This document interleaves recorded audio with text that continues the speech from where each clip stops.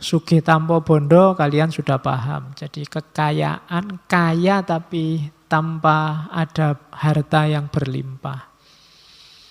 Jadi kaya atau tidak itu kuncinya tidak pada barang yang kamu miliki atau sesuatu yang di luar dirimu. Kaya atau tidak itu kan tergantung pada kamu merasa cukup atau belum. Jadi tidak tergantung hartamu, tergantung mentalmu, tergantung jiwamu. Hari ini juga, detik ini juga kamu sudah boleh mengklaim diri jadi orang kaya. Tidak usah nunggu besok kalau sudah ngelamar PNS dan diterima.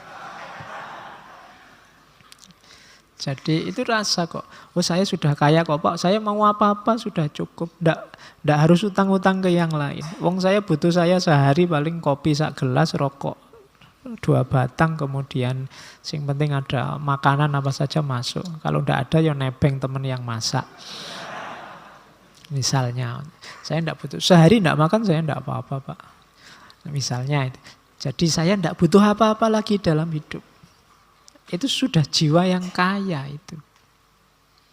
Dibandingkan yang hartanya banyak tapi masih sumpek, masih kurang ini, kurang itu. Masih butuh buka cabang di sana, masih butuh kawin lagi, masih butuh. Enggak. Itu namanya belum kaya. Jadi untuk jadi kaya itu kamu tidak butuh bondo. Yang dibutuhkan jiwamu. Sudah selesai apa belum?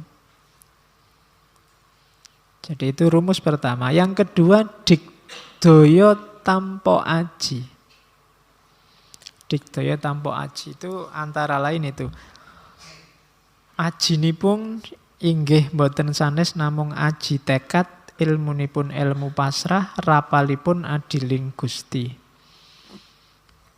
Jadi sakti tanpa jimat, tanpa jurus-jurus, tanpa ilmu. Kesaktiannya apa? Tekad yang kuat. Ilmunya apa? Pasrah. Mantranya apa? Rapalnya apa? Keadilan Tuhan. Tanpa harus punya jabatan, tanpa harus punya kuasa, tanpa harus punya relasi. Asal kamu percaya pada keadilan Tuhan, asal kamu bisa memasrahkan semuanya pada Allah, dan kamu yakin, mantep, tekad di jalan kebenaran, maka kamu sakti. Itu digdaya tanpa aji. Tanpa harus kamu belajar di perguruan silat, tanpa harus kamu ikut nyepi, tirakatan, macam-macam. Asal kamu punya 3 jurus itu, tekad, pasrah, dan percaya akan keadilan Tuhan, maka kamu orang yang digdaya. Kamu orang yang sakti. Kamu akan bisa menghadapi apa saja. Meskipun tanpa aji. Terus yang ketiga, ngeluruk tanpa bolo. Menyerbu orang. Menyerbu musuh tanpa pasukan. Taklukkan musuhmu, serbu dia, tapi tidak usah bawa pasukan. Yang dibawa apa? Angluruk tanpa bolo, tanpa gaman, bedah tanpa perang, tanpa pedang. Ingkang kula dalaken dede tekad pamrih nanging tekad asih. Dengan apa? Dengan cinta, kasih sayang, kepedulian. Guyur orang dengan kepedulian, dengan cinta, dengan kasih sayang. Lama-lama dia akan takluk. Itu nyambung dengan kalimat keempat, menang tanpa ngasoraken. Kamu akan menang tapi musuhmu tidak merasa terhina. Kenapa? Kamu menyerangnya tidak dengan bolo, tidak dengan pasukan, tidak dengan relasi, tidak dengan kekerasan. Tidak dengan jalur yang jelek. Kamu serang dia dengan yang baik-baik. Kamu serang dengan cinta, kamu serang dengan kasih sayang, kamu serang dengan kepedulian, kamu serang dengan kebersamaan, dengan rasa. Maka dia akan takluk, kalah, tapi tidak merasa terhina. Menang tanpa ngasoraken. Kalau ada temenmu usil, terus ke kamu, balaslah dengan yang baik-baik, lama-lama dia akan kalah, nyerah. Tapi tidak merasa terhina. Tapi kalau kamu balasnya dengan kekerasan yang sama, keusilan yang sama, ya siapa yang kalah akan merasa terhina, direndahkan. Dalam hidup begitu. Pemilu hari ini perlu pakai rumus ini. Kalau perlu ngeluruk tanpa bolo. Tidak perlu pasukan kampanye yang besar-besar. Gerakan kampanyenya kemana-mana pakai jurus kepedulian, cinta, kasih sayang, saling berbagi. Sehingga nanti siapapun yang kalah tidak akan terhina. Itu perlu kalian pelajari lebih dalam lagi.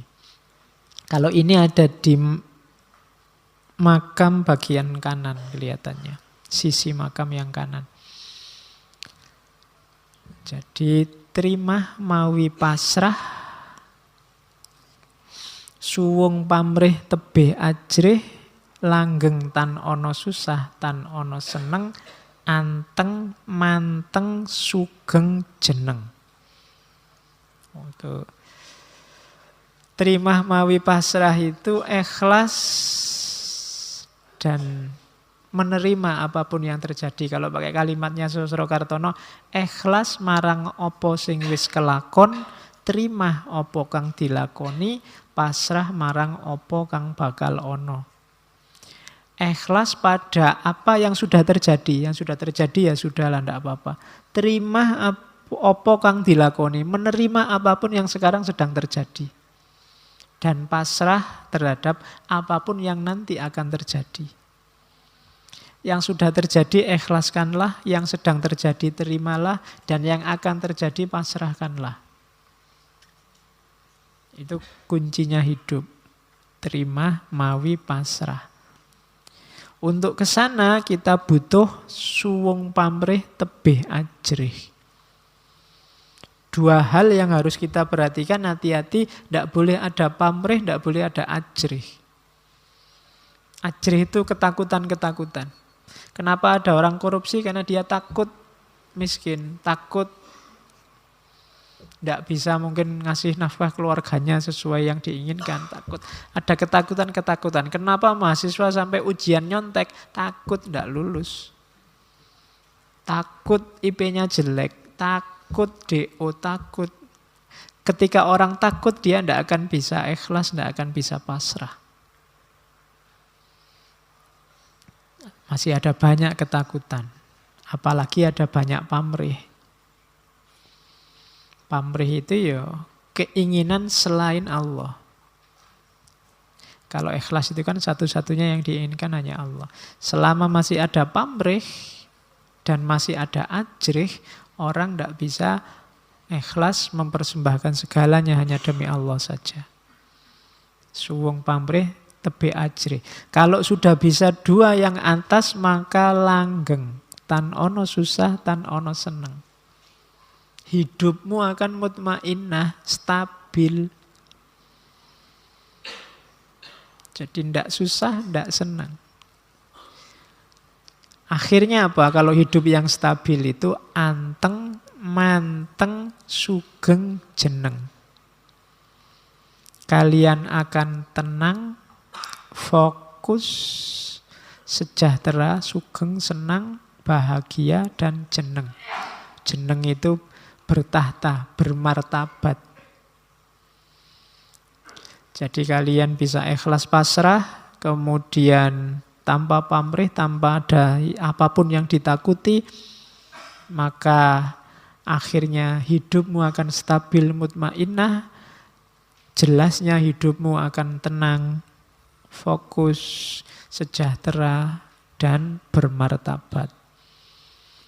Itulah kunci hidup Jawa.